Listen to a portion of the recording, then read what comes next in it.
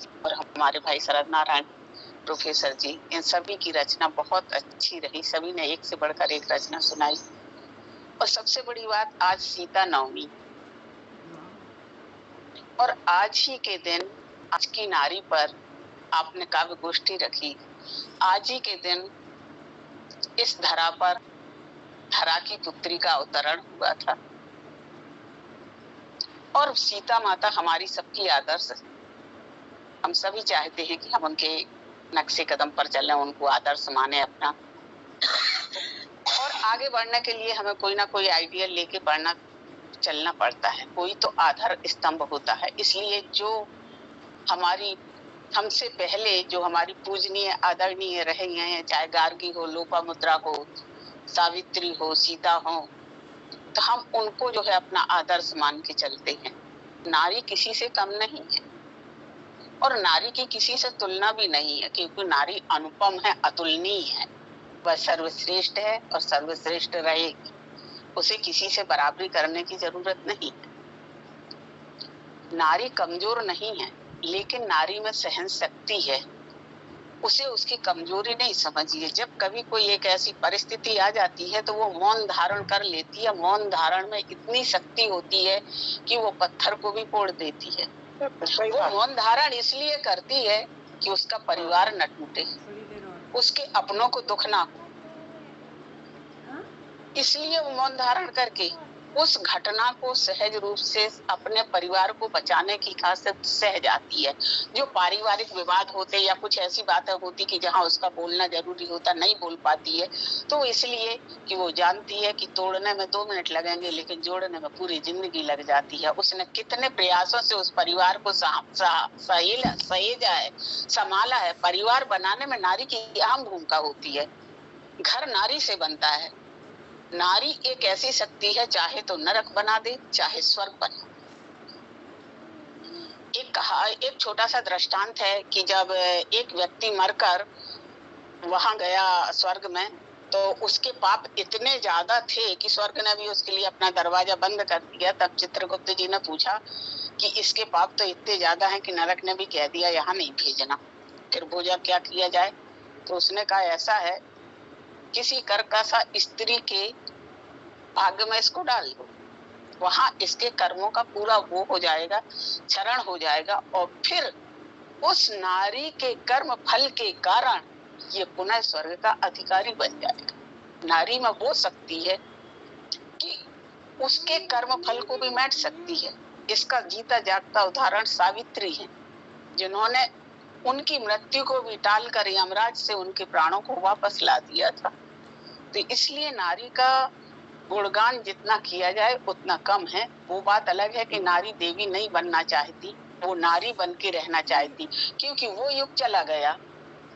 एक युग था कि जब उसे देवी मानकर पूजा जाता था, वो देवी बन के चुपचाप मूक दर्शक रहती थी। लेकिन अब वो युग नहीं है, समय बदल गया। देश काल परिस्थिति के आधार पर हर चीज बदल जाती है और हर बदलने वाली चीज को हम स्वीकार करते हैं। इसलिए आज समाज हमारी नारी के उसको वर्चस्व को भी स्वीकार कर रहा। मैंने अपने अभी जीवन काल में 7 देशों की यात्रा की, England, America, China, Japan, Nepal, Tibet. उधर भी जाके मैंने देखा कि नारी नारी का जो कहना चाहिए कि कुछ एक अर्थव्यवस्था है या कुछ जो आगे बढ़ के आ रही हैं, वो 100% ना वहां पर है ना यहाँ पर है। वहां पर भी ऐसी नारियां हैं जो इस बात को स्वीकारती हैं कि अभी भी हम पूरी तरह स्वतंत्र नहीं हैं। लेकिन हमें स्वतंत्रता मात्र नहीं चाहिए, हमें वो चाहिए जिसके हम अधिकारी हैं, जो हम कर सकते हैं। और उस नारियों में भी विविधता है। हर कोई डॉक्टर नहीं बन सकता, हर कोई मास्टर नहीं बन सकता, हर कोई इंजीनियर नहीं बन सकता। सबकी अपनी अपनी आंतरिक रचनाएं होती, सबकी अपनी अपनी अंतर बुद्धि होती है, सबका विवेक, सबका दिमाग अलग अलग होता है और उसको उसी रूप में विकसित किया जा सकता है। तो इसलिए नारी की तुलना तो जितनी बात की जाए उतनी कम है। उसका गुणगान अनंत है। और मैं अपनी चंद पंक्तियां अपनी रचना की प्रस्तुत कर रही हूँ। नारी तू नारायणी, तू जग का आधार, तुझसे ही संपूर्ण हुआ नर का घर संसार, तुझसे ही संपूर्ण हुआ नर का घर संसार। तू ही माँ की निर्मल ममता, तू ही जीवन की कर्मठता, तू ही माँ की निर्मल ममता, तू ही जीवन की कर्मठता, तुझसे सारा जगत है चलता, तू ही सृजनहार। नारी तू नारायणी, तू जग का आधार। राम कृष्ण गौतम गांधी को तूने दूध पिलाया है, आजाद सुभाष भगत सिंह ने देश का मान बढ़ाया है, आजाद सुभाष भगत सिंह ने देश का मान बढ़ाया है। तू ही उनकी प्रेरणा का, तू ही उनकी प्रेरणा का है सच्चा आधार। नारी तू नारायणी, तू जग का आधार। मोह माया का बंधन तू है, त्याग तपस्या का फल तू, मोह माया का बंधन तू है, त्याग तपस्या का फल तू, वेदों की आध्यात्मिक शक्ति तू ही है वैराग, तेरी शक्ति से बसता है सपनों का संसार, तेरी शक्ति से। अभी एक सज्जन ने कहा था सपने सच नहीं होते, अभी जो आदरणीय पढ़कर गए, लेकिन तेरी शक्ति से बसता है सपनों का संसार। देश की सीमा पर जब जब गहरा संकट आया है, तू भी पीछे नहीं रही, बेटों को वहाँ पठाया है, तू भी पीछे नहीं रही, पतियों को वहाँ पठाया है। आजादी की खातिर तूने वार दिया श्रृंगार। नारी तू नारायणी, तू जग का आधार। ऐसा कोई कार्य नहीं जो तू ना कर पाए है, ऐसा कोई कार्य नहीं जो तू ना कर पाए है। धरा से लेकर अंबर तक तूने तो कदम बढ़ाए हैं, धरा से लेकर अंबर तक तूने तो कदम बढ़ाए हैं। तेरी शक्ति के आगे नतमस्तक संसार। नारी तू नारायणी, तू जग का आधार। नारी तू नारायणी, तू जग का। बहुत सुंदर, बहुत सुंदर। सच में बहुत ही खूबसूरत रचना, नारी तू नारायणी तू जग का आधार। बहुत सुंदर। समा के साथ मैं एक बात बोलना चाह रही हूँ, जी जो मुझसे गलती हुई है, मेरे पहले अनुराधा जी को सुनना चाहिए था। हाँ, अभी अनुराधा जी की तो जिन्होंने इतने एक सूत्र में सबको बांध के रखा, माला पिरोई है, तो अनुराधा जी को तो पहले सुनना चाहिए। सही बात। चलिए अनुराधा जी अब सुनाइए। मैं आपको बहुत सुंदर शब्दों के साथ आमंत्रित करती हूँ। जिन्होंने आज की नारी तू नारायणी की माला को पिरोया है, सबको समेटा है, इस मंच तक सबको बुलाया है, उन अनुराधा जी को मैं बहुत ही आदर के साथ आमंत्रित करती हूँ। आप आइए और अपनी रचना सुनाइए। बहुत बहुत धन्यवाद मैम। स्वागत है अनुराधा जी आपका।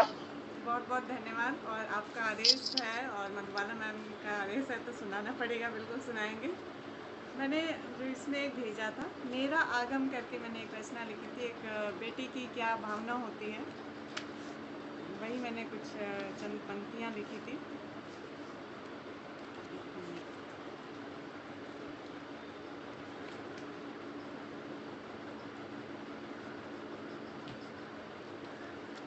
मेरा आगम। मैं नीर भरी ऐसी हूँ एक घटा, मैं नीर भरी ऐसी हूँ एक घटा, जिसकी आहट से सब सुना, जिसकी आहट से सब सुना। प्रस्फुरण जब भी मेरा हुआ, प्रस्फुरण जब भी मेरा हुआ, जाने क्यों एक उदासी छाई, जाने क्यों एक उदासी छाई। सुधी मेरे आगम की जो थी, सुधी मेरे आगम की जो थी, कब खुशियों की बयार चली, कब खुशियों की बयार चली। वो धीमी जुबां कहें बिटिया है, वो धीमी जुबां कहें बिटिया है। कहीं कहीं पर अभी कुछ दिन पहले मैंने सुना था, एक लोग बताए थे कि बेटा होता था तो बधाई बजती थी और बेटी हुई तो घर की चूल फोड़ दी जाती थी। मैंने सुना, मुझे मालूम नहीं था, किसी ने बताया, हमने कहा अच्छा ऐसा होता था। तो ये चीज़ें थोड़ी सी बुरी भी लगी, पता नहीं क्या होता था क्या नहीं, लेकिन कुछ ना कुछ लोग खुश नहीं होते थे, इतना तो समझ में आता था। मायूसी के बादल घिर आते, मायूसी के बादल घिर आते, भ्रिकुटी पर चिंता की लकीरें, भ्रिकुटी पर चिंता की लकीरें, मेरे हृदय का संताप बढ़ाती, मेरे हृदय का संताप बढ़ाती। सोचूं आखिर क्या दोष है मेरा, सोचूं आखिर क्या दोष है मेरा। नैनों से अविरल मोती गिरते, नैनों से अविरल मोती गिरते, वेदना के शब्द भला है कहाँ, वेदना के शब्द भला है कहाँ। कौन हरेगा इस पीड़ा को, कौन हरेगा इस पीड़ा को, जो अब तक महसूस किया, जो अब तक महसूस किया। जिसके कारण यह जग सारा, जिसके कारण यह जग सारा, उसी प्रकृति की मैं प्रतिरूप, उसी प्रकृति की मैं प्रतिरूप। जड़ चेतन सब में विस्तार मेरा, जड़ चेतन सब में विस्तार मेरा।